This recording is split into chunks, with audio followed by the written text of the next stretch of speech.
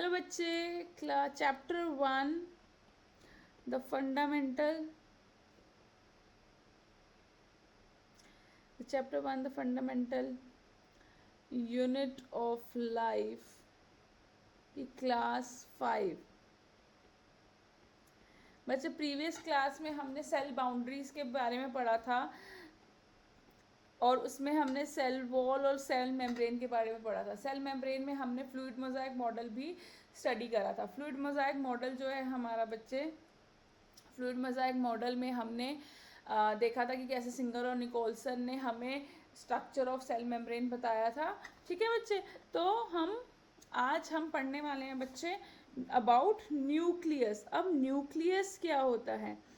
सबसे पहले न्यूक्लियस तो बहुत इंपॉर्टेंट पार्ट है बच्चे। न्यूक्लियस के बेसिस पे ही हमने अपने सेल को डिवाइड किया है। तो न्यूक्लियस क्या है? न्यूक्लियस बेसिकली क्या कंटेन करता है? It contains genetic material,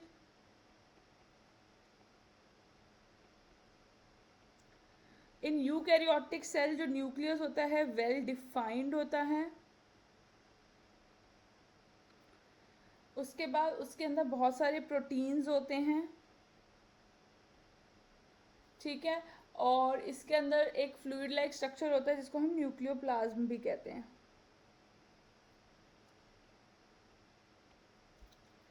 तो आगे चलते हैं बच्चे, न्यूक्लियस के डायग्राम से स्टार्ट करेंगे आज हम। तो न्यूक्लियस का डायग्राम बहुत ही इजी है।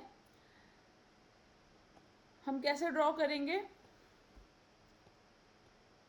देखो, न्यूक्लियस जो है बच्चे, न्यूक्लियस में डबल मेम्ब्रेन होती है और बीच बीच में ऐसे छोटे छोटे पोर्स होते हैं, और बीच में छोटे छोटे से पोर्स होते हैं, सॉरी हाँ, छोटे छोटे ऐसे पोर्स होते हैं। तो हमने पहले ही पोर्स के हटा के ही उसकी डबल मेम्ब्रेन स्टार्ट करी है ड्रॉ करना।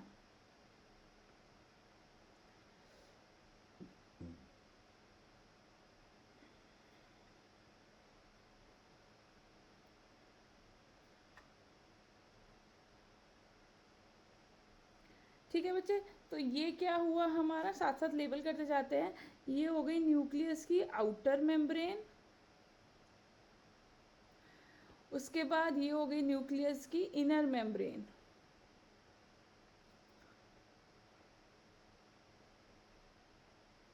ठीक है, ये हो गया जो हमने यहाँ पे ओपनिंग बनाई है, इसको बोलते हैं हम न्यूक्लियर पोर। न्यूक्लियर पोर का फंक्शन होता है exchange of substances, exchange of substances between cytoplasm and nucleus। ठीक है, एक्सचेंज में हेल्प करते हैं। उसके बाद हमारे न्यूक्लियस के अंदर एक डार्कली स्टेन्ड स्ट्रक्चर होता है, उस स्ट्रक्चर को हम बोलते हैं न्यूक्लियोलस। इस न्यूक्लियोलस में क्या होता है? न्यूक्लियोलस में होता है फॉर्मेशन ऑफ राइबोसोम्स। राइबोसोम्स क्या होते हैं? प्रोटीन सिंथेसिस में हेल्प करते हैं। हमने प्रोकैरियोटिक सेल में पढ़ा था और अभी भी हम उसको पढ़ेंगे नेक्स्ट क्लास में। ठीक है, उसके बाद इसके अंदर एक फ्लूइड लाइक स्ट्रक्चर होता है। न्यूक्लियस में जो फ्लूइड लाइक स्ट्रक्चर होता है और जेली लाइक स्ट्रक्चर होता है, उसको हम क्या कहते हैं बच्चे? Very good, nucleoplasm. क्या कहते हैं उसको? न्यूक्लियोप्लाज्म।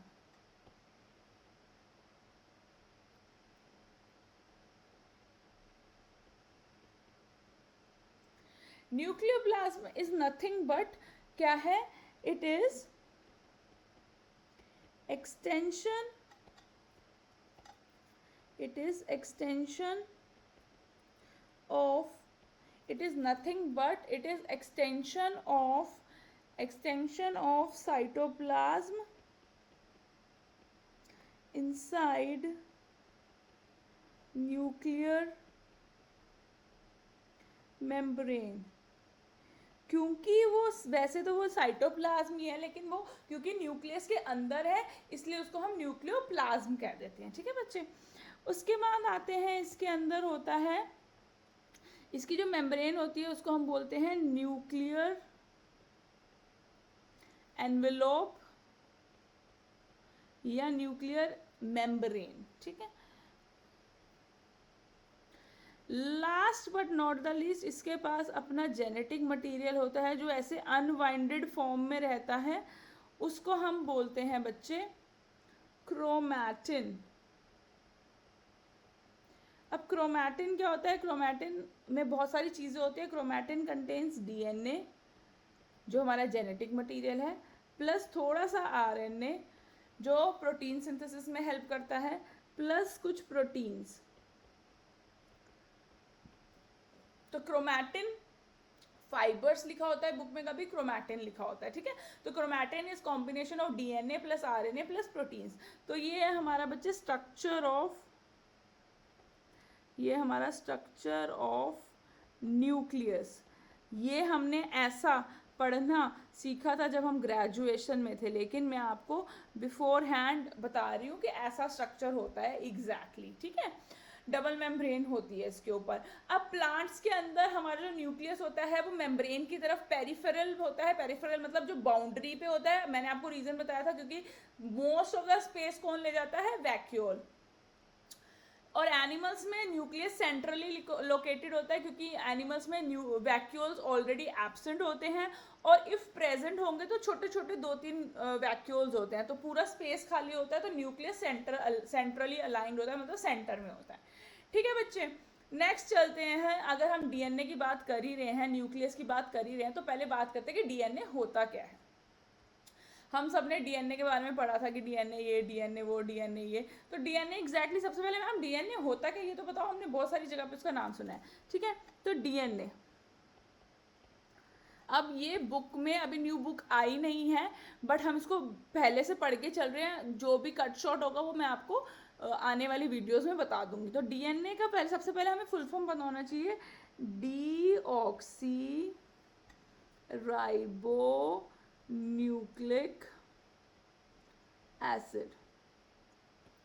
डीऑक्सीराइबोन्यूक्लिक एसिड, तो ये होता है हमारा डीएनए का फुल फॉर्म। अब डीएनए क्या है बच्चे? डीएनए इज बेसिकली हमारा जेनेटिक मटेरियल है।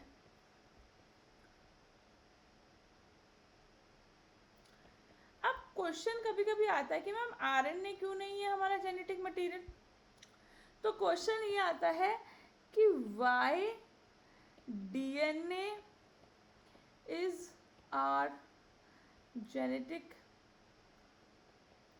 मटेरियल। इसी से स्टार्ट कर लेते हैं कि क्यों डीएनए ही हमारा जेनेटिक मटेरियल है, आरएनए क्यों नहीं है, है ना। तो ये एक बहुत बड़ा क्वेश्चन आता है सबके माइंड में।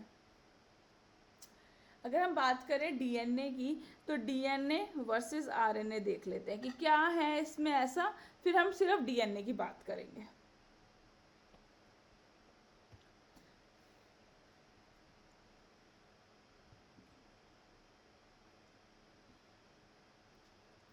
चलो डीएनए की बात करते हैं हम। अब डीएनए क्या है बच्चे? डीएनए जो होता है डीऑक्सीराइबोन्यूक्लिक एसिड हो गया,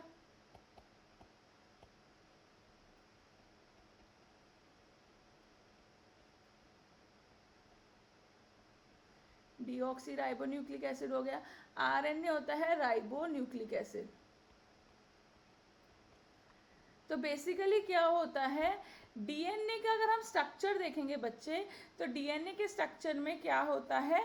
डीएनए के स्ट्रक्चर में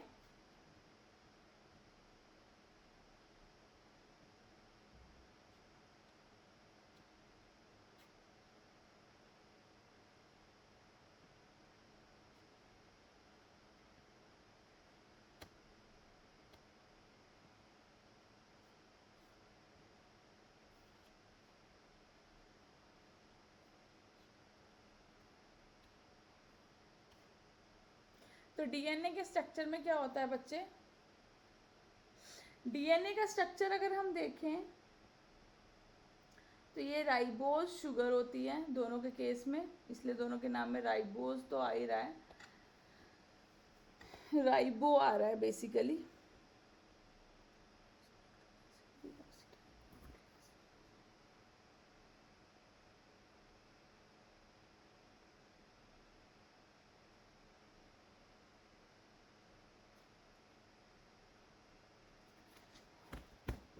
तो बच्चे दोनों के केस में क्या होता है, राइबोज शुगर होती है।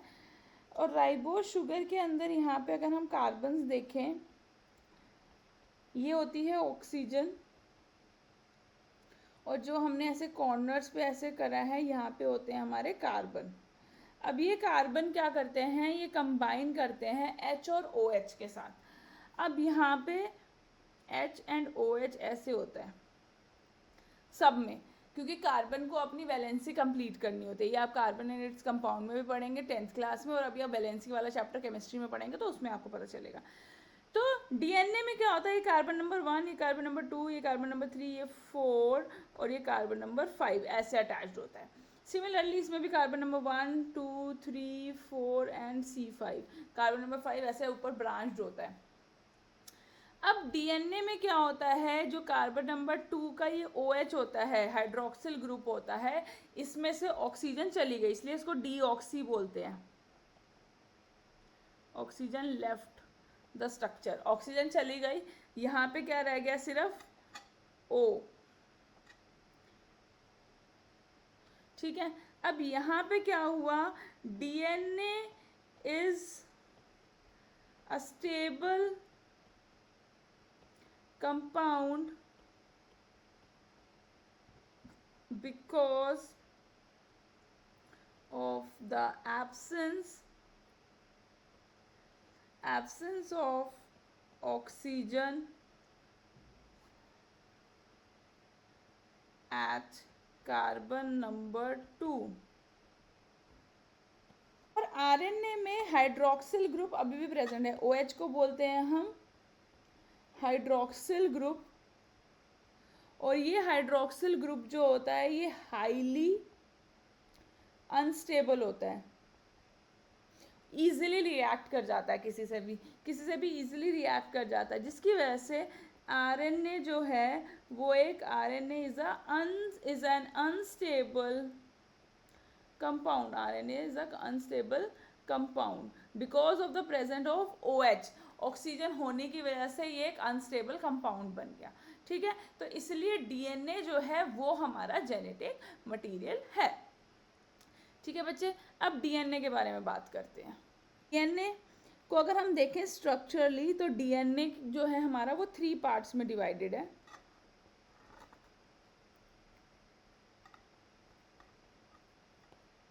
तो डीएनए में सबसे पहले आता है शुगर, एक आता है फॉस्फेट ग्रुप, और लास्ट आता है हमारा नाइट्रोजनस बेस। ठीक है, तो शुगर है, फॉस्फेट ग्रुप है और नाइट्रोजनस बेस है, 3 चीजें हैं।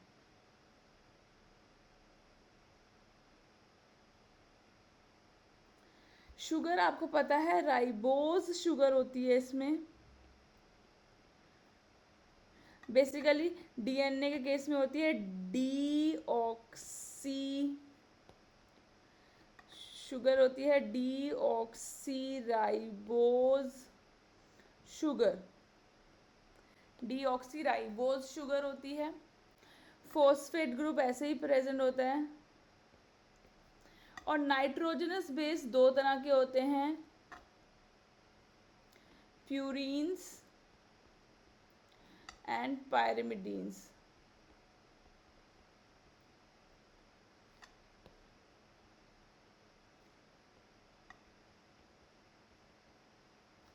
ठीक है, प्यूरीन्स जो होते हैं ये 2 होते हैं, A एंड G, और ये होते हैं C, T एंड U।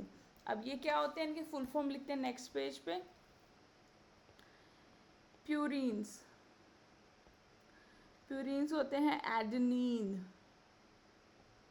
मतलब A, G मतलब ग्वानीन, पायरिमिडीन्स क्या होते हैं?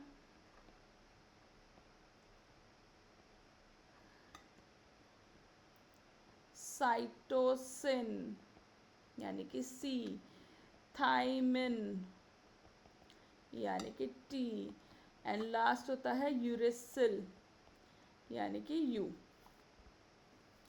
ठीक है, अब ये एक प्यूरिन दूसरे पायरिमिडीन के साथ बॉन्डेड होता है, तो यहाँ पे कैसे बॉन्ड होते हैं? ए हमेशा डबल बॉन्ड से टी के साथ ज्वाइंट होता है, सी हमेशा ट्रिपल बॉन्ड से जी के साथ बॉन्डेड होता है। तो अगर हम अब डीएनए का स्ट्रक्चर देखें बच्चे, तो डीएनए का स्ट्रक्चर कुछ ऐसा आपने बुक्स में देखा है।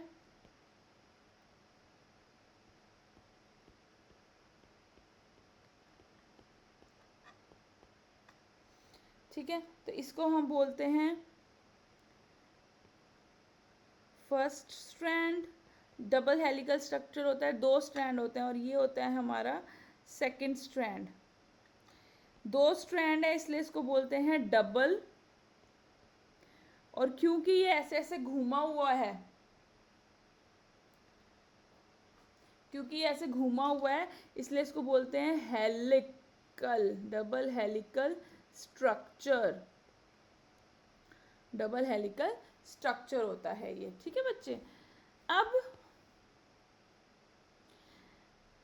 अब इसमें ये कैसे होते हैं? अगर हम ये डीएनए का स्ट्रक्चर देखें बच्चे, तो ये कैसे होते हैं? अगर इनको हम खोल के देखें तो दोनों स्ट्रैंड ऐसे होते हैं, एक दूसरे के ऑपोजिट होते हैं, कॉम्प्लीमेंट्री होते हैं। अगर यहाँ पे शुगर है तो यहाँ पे भी शुगर है, और यहाँ पे भी शुगर है। ठीक है, सेम इसके ऑपोजिट स्ट्रैंड में भी होगा।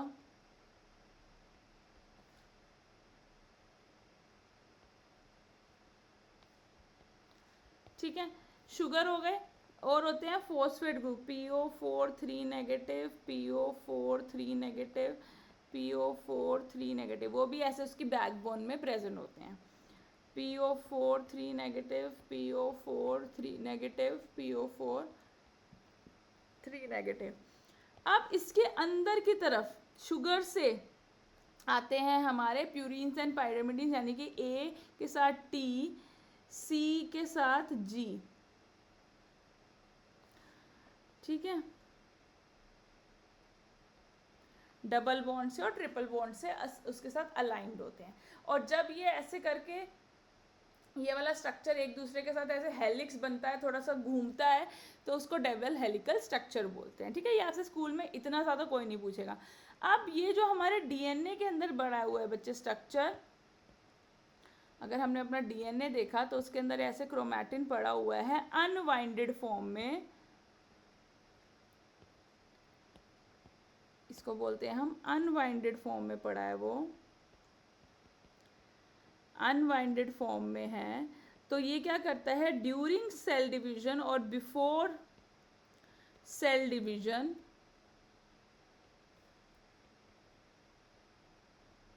और बिफोर सेल डिवीजन ये करता है पैकेजिंग ऑफ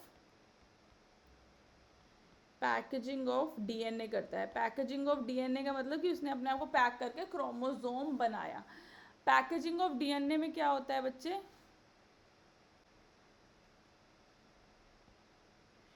अब हेडिंग आती है डीएनए पैकेजिंग या पैकेजिंग ऑफ डीएनए, या फिर हम लिखते हैं डीएनए पैकेजिंग। डीएनए पैकेजिंग होकर ये इसको बहुत छोटा स्ट्रक्चर बनाते हैं जिसको हम क्रोमोसोम कहते हैं।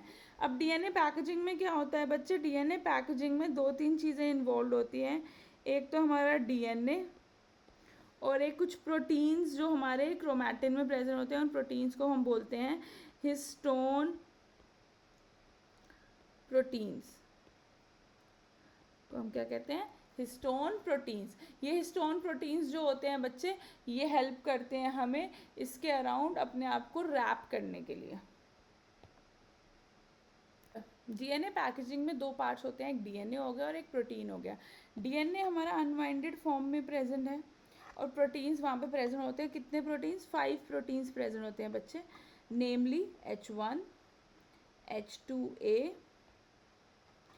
H2B, H3 and H4। 5 तरह के हमारे प्रोटीन्स प्रेजेंट होते हैं। ठीक है बच्चे, अब इन प्रोटीन्स का क्या फंक्शन है? ये 4 प्रोटीन्स मिलके एक स्ट्रक्चर बनाते हैं जिसको हम बोलते हैं ऑक्टामर। कैसे? इसके अंदर 1 2 3 4 हमें दिख रहे हैं और 4 उसकी बैक साइड पे हैं। ठीक है, अब इसमें होते हैं H2, H2A, H2B, H3 and H4। ऐसे 4 हमें फ्रंट साइड में दिख रहे हैं, 4 बैक साइड में होते हैं। इस पूरे स्ट्रक्चर को हम बोलते हैं हम ऑक्टामर। ये ऑक्टामर हेल्प करता है, helps in DNA packaging, helps in DNA packaging, ये एक काम करता है। ठीक है बच्चे, अब इसमें होता क्या है DNA पैकेजिंग में? सबसे पहला स्टेप जो हमारा DNA था, हाँ ठीक है बच्चे, तो DNA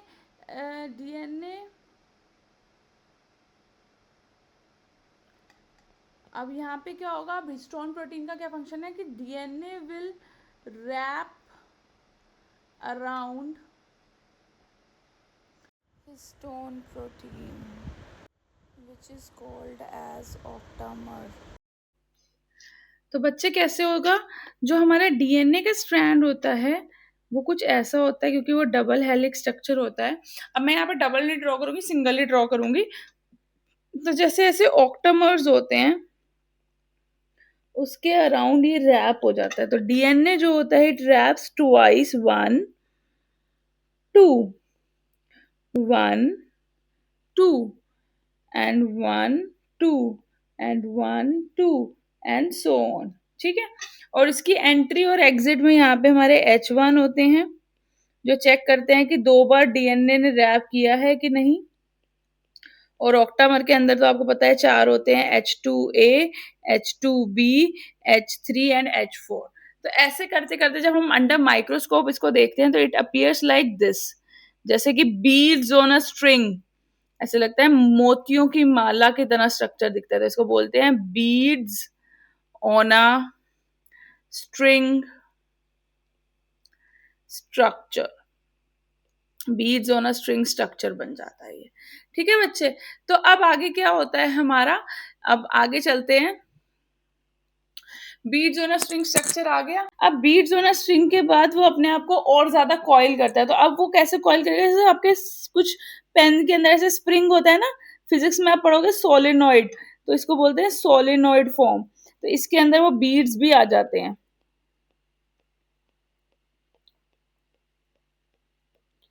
तो ऐसे वो बीड्स भी आ जाते हैं इसके अंदर। ये बीड्स हो गए हमारे ऑक्टामर, क्योंकि वो DNA के साथ अटैच्ड है। इनको बोलते हैं न्यूक्लियोसोम्स। क्या बोलते हैं? न्यूक्लियोसोम्स। अब ये पूरे स्ट्रक्चर को हम ऑक्टामर प्लस DNA को बोलते हैं न्यूक्लियोसोम। इस स्ट्रक्चर को बोलते हैं सोलेनॉइड। अब ऐसे ही हमारा जो DNA वो फर्दर अपने आप को कॉइल कॉइल कॉइल इतना ज्यादा कॉइल करता है कि वो लास्ट में जो भी स्ट्रक्चर मिलता है वो कुछ ऐसा स्ट्रक्चर मिलता है। इस स्ट्रक्चर को हम बोलते हैं क्रोमोसोम। इस स्ट्रक्चर को हम बोलते हैं क्रोमोसोम। ठीक है बच्चे, ये क्रोमोसोम क्या होता है बच्चे? Packed form of DNA। ठीक है, अब डिफरेंट टाइप्स के क्रोमोसोम वो सब हम पढ़ेंगे जब हम साइंटिस्ट के बारे में पढ़ेंगे। तो उन साइंटिस्ट के साथ हम क्रोमोसोम्स के बारे में पढ़ेंगे। तो बच्चे आज के लिए बस इतना ही। नेक्स्ट क्लास में हम सेल ऑर्गेनेल्स यानी कि endoplasmic reticulum, Golgi, body vacuoles, इन सब के बारे में पढ़ने वाले हैं। Take care, bye bye.